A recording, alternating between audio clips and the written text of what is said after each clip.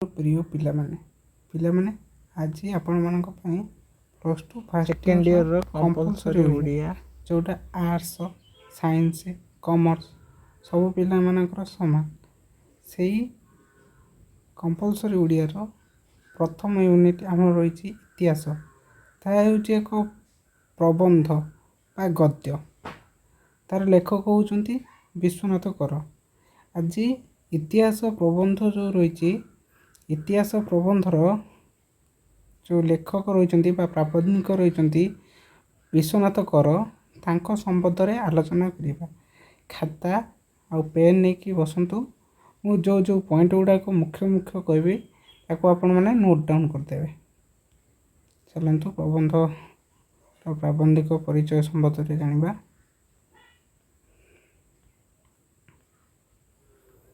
आगे प्रबंध को जीवा पूर्वर प्रबंध संपर्क में किछिटा जानिबा कथा कहूँ। आम आगे प्रबंध क्या कहवा प्रबंध प्रबंध हूँ गुरु गंभीर शब्दर संभार माने गुरु गंभीर शब्द हूँ कठिन शब्द जोटा कि पंडित माने जो शब्द को व्यवहार करती गुरु गंभीर शब्द क्लिष्ट शब्दर प्रबंध प्रयोग कर तत्वार्थ बहुत किसी रही है ସେଇଟା हूँ प्रबंध। प्रबंधर संधि विच्छेद करने आम नवा प्र विजुक्त बंध जुक्त अ यहाँ हूँ प्रबंध प्र विजुक्त बंध जुक्त अ ताको आम प्रबंध बोली कहूँ। ये होती इतिहास प्रबंधर प्राबंधिक विश्वनाथ कर। बाग्मी विश्वनाथ कर बाग्मी अर्थ पिला माने आपण माने जानते बाग्मी बाग्मी आम क्या कह बाग्मी बाग्मी जो मैंने आप भाषण देवारे धुरंधर माने जे कथार भाषण देला बेले कथार समस्ते जड़ित हो रुहति बांधी हो रुहति कथार एत मधुरता थाए जोटा कि से माने श्रोता मान को आकृष्ट कर रखि था श्रोता मैंने विरक्त कर हमें तांकु बाग्मी बोली कहुए। तेणु आमर विश्वनाथ कर को भी बाग्मी बाग्मी विश्वनाथ कर बोली कहुए। ओडिया साहित्य बाग्मी विश्वनाथ कर ओडिया साहित्य जड़े बलिष्ठ सारस्वत प्रतिभा से जड़े सफल संपादक प्राबंधिक सारस्वत संगठक समाज संस्कारक देश सेवक और उच्चकोटीर गद्य लेखक ओडिया साहित्यर विकास रे तांकर भूमिका गुरुत्वपूर्ण। एटी जी पढ़ीदेली किसी इम्पोर्टेंट नाई इम्पोर्टेंट पॉइंट मुझे आपको कहूँ विविध प्रबंध तांकर उल्लेखयोग्य प्रबंध तांकर मुख्य प्रबंध होउछि एटा को लिखिबे नोट डाउन करिवे विविध प्रबंध विविध प्रबंध प्रबंध विविध प्रबंध लिखिबे एटा पढ़ीगला से बुकटा मैं देखुँ विविध प्रबंध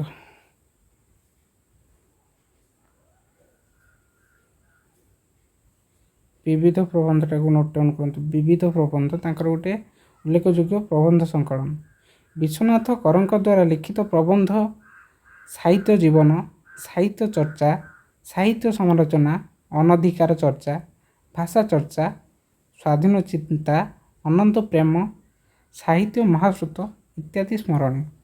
आपण मैंने प्रथमतः हूँ विविध प्रबंध को मन रखिए विविध प्रबंध के नंबर हूँ आपंकर विविध प्रबंधटा को मन रखु सेकेंड चेंज करदेवी विविध प्रबंधटा को मन रखिए विविध प्रबंध पर तांकर अन्यान्य आपन जतटा मन रहे चारिटा पांचटा कि सब प्रबंध जदि मन रोचे भल कथा आपन सब प्रबंध गुड़ी मन रखिदेवे सेटा प्रबंध लिखिं बोली आउ कि प्रबंध कृतिटा को मन रखा दरकार यहाँ एग्जाम आसपे कि आप लंग क्वेश्चन लिखला बेले आपको हेल्पफुल हम। विविध प्रबंध रहा साहित्य और जीवन साहित्य चर्चा साहित्य समालोचना अनधिकार चर्चा भाषा चर्चा स्वाधीन चिंता अनंत प्रेम साहित्य महाश्रुत इत्यादि स्मरणीय एगुड़ा सब प्रबंध। प्राबंधिक उक्त प्रबंध रे ओडिया साहित्यर समकालीन सामाजिक व्यवस्था और अवस्था को ଆଲୋଚନା କରିବା ସହିତ ରକ୍ଷଣଶୀଳତା ବିରୁଦ୍ଧରେ ବିଦ୍ରୋହ କରିଛନ୍ତି।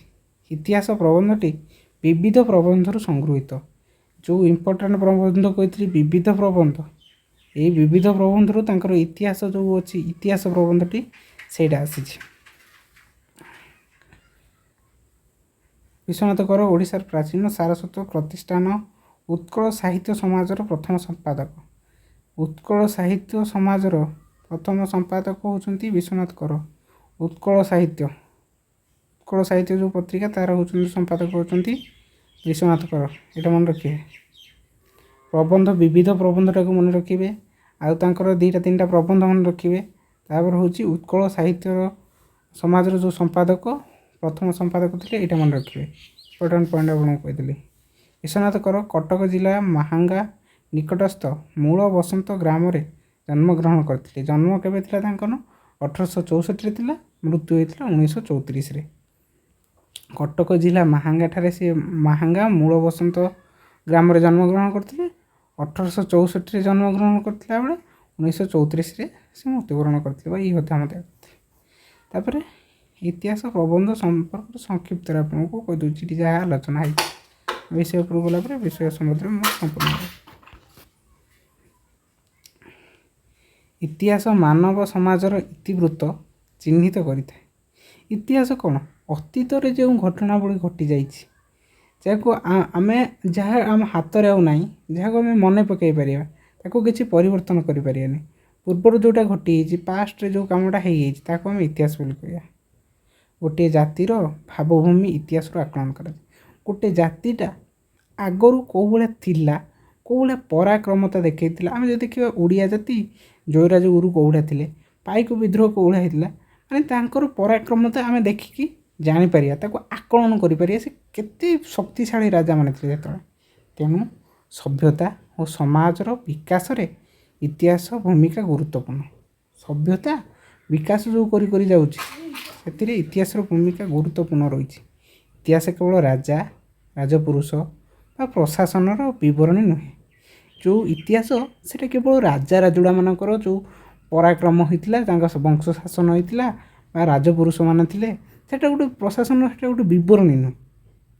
ଜାତିର ସାଧାରଣ ଜୀବନ, ସାଂସ୍କୃତିକ ନୃତାତ୍ତ୍ୱିକ ପରମ୍ପରା ଏଥିରେ ଜଡ଼ିତ।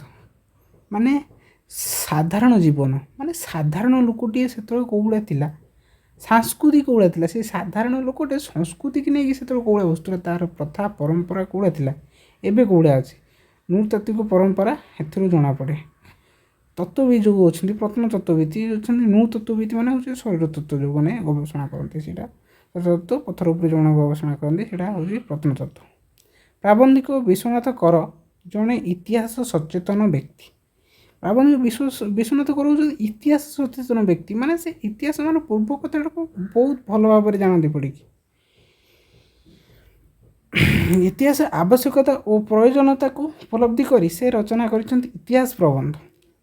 ସ୍ୱଜାତିର ଇତିହାସକୁ ଅଧ୍ୟୟନ କରିବା ପ୍ରତ୍ୟେକ ସ୍ୱାଭିମାନୀ ବ୍ୟକ୍ତିର କର୍ତ୍ତବ୍ୟ ବୋଲି ସେ ଆଲୋଚକ ପ୍ରବନ୍ଧରେ ପ୍ରତିପାଦନ କରିଛନ୍ତି। ସ୍ୱଜାତିର, ମୁଁ ଯେଉଁ ଭଳିଆ କହିଲି ଓଡ଼ିଆ ଜାତି, ଆମେ ଯେହେତୁ ଓଡ଼ିଆ, ଆମର ଯେଉଁ ଇତିହାସ ସମ୍ବନ୍ଧରେ ଆମେ ଅଧ୍ୟୟନ କରିବା ସେଇଟା ହେଉଛି ଆମର ସ୍ୱାଭିମାନ। ଆମେ ଜାଣିବା ଯେ ଆମ ଓଡ଼ିଆ ଲୋକମାନେ କେଉଁ ଭଳିଆ ପରାକ୍ରମୀ ଥିଲେ। ଅନ୍ୟ ଇଂରେଜମାନେ ବ୍ରିଟିଶମାନେ ଯେଉଁ ଅନ୍ୟ ଦେଶ ସବୁ ଆକ୍ରମଣ କରୁଥିଲେ, ମୋଗଲମାନେ ଆକ୍ରମଣ କରୁଥିଲେ, ତାଙ୍କୁ ସେମାନେ କେଉଁ ଭଳିଆ ନିଜ ଦେଶକୁ ଆକ୍ରମଣ ନ କରିବା ପାଇଁ, ଅଧିକାର ନ ଦେବା ପାଇଁ କେଉଁ ଭଳିଆ ନିଜକୁ ହେଉଛି ଲଢ଼େଇ କରିଥିଲେ ତାଙ୍କ ସହିତ। ସେଇଠୁ ଆମେ ଆମର ସ୍ୱାଭିମାନ ଆଉ ପରାକ୍ରମତା ସମ୍ପର୍କରେ ଆମେ ଜାଣିପାରିବା। ସେଇ କଥା ପ୍ରାବନ୍ଧିକ ଏଠାରେ କହିଛନ୍ତି। ଧନ୍ୟବାଦ ଭିଡ଼ିଓଟିକୁ ଲାଷ୍ଟକୁ ଦେଖିଥିବା ପର୍ଯ୍ୟନ୍ତ। ଆଉ ଷ୍ଟଡି ୱିଥ୍ ସଞ୍ଜୟ ୟୁଟ୍ୟୁବ୍ ଚ୍ୟାନେଲଟିକୁ ଲାଇକ୍, ସେୟାର ଆଣ୍ଡ ସବସ୍କ୍ରାଇବ୍ କରନ୍ତୁ, କମେଣ୍ଟ କରନ୍ତୁ। ଯେଉଁ ଡାଉଟ୍ ରହୁଛି ଏଇଭଳିଆ ଭିଡ଼ିଓ ଆପଣମାନଙ୍କ ପାଇଁ ଅନେକ ନେଇ ଆସିବି। ଇମ୍ପୋର୍ଟାଣ୍ଟ ପଏଣ୍ଟ ଗୁଡ଼ାକ ଆଲୋଚନା କରିଦେଲି, ତାକୁ ନୋଟ୍ ଡାଉନ୍ କରିଦେବେ।